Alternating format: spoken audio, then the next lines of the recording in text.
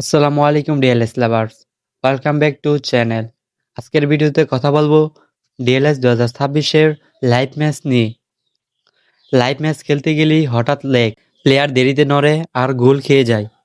আজ বলবো DLS live ম্যাচে নেট এত খারাপ কেন, সমস্যা কি হচ্ছে, ম্যাচে ঢুকলেই ল্যাগ শুরু, প্লেয়ার দেরিতে পাস দেয়, শট নিলে কাজই করে না, হঠাৎ ডিসকানেক্ট। এই সমস্যাটা প্রায় সবারই হচ্ছে।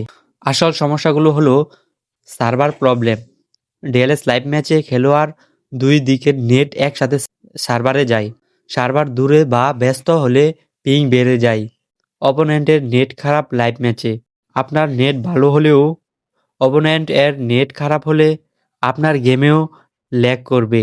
গেম অপটিমাইজেশন সমস্যা। নতুন ডিএলএস আপডেটে লাইভ ম্যাচ এখনও ঠিকমতো অপটিমাইজেড না, তাই স্মুথ খেলতে সমস্যা। মোবাইল নেটওয়ার্ক লুজ, ওয়াইফাই বা মোবাইল ডাটা যদি স্টেবল না হয় লাইভ ম্যাচ একদম নষ্ট। লাইভ ম্যাচ খেলবেন স্টেবল ওয়াইফাইতে। ব্যাকগ্রাউন্ড অ্যাপস বন্ধ রাখবেন। গ্রাফিক্স মিডিয়াম রাখলে ল্যাগ একটু কমে। পুরো ঠিক না হলেও সমস্যা কিছুটা কমে। সত্যি কথা বলতে ডিএলএস লাইভ ম্যাচের নেট সমস্যা আপনার একার না, এটা সার্ভার প্লাস অপটিমাইজেশন সমস্যাই বেশি। আপনাদের কি এই সমস্যা হচ্ছে কমেন্টে লিখুন, আর চাইলে বলুন এই সমস্যা নিয়ে আরেকটা ভিডিও আনবো।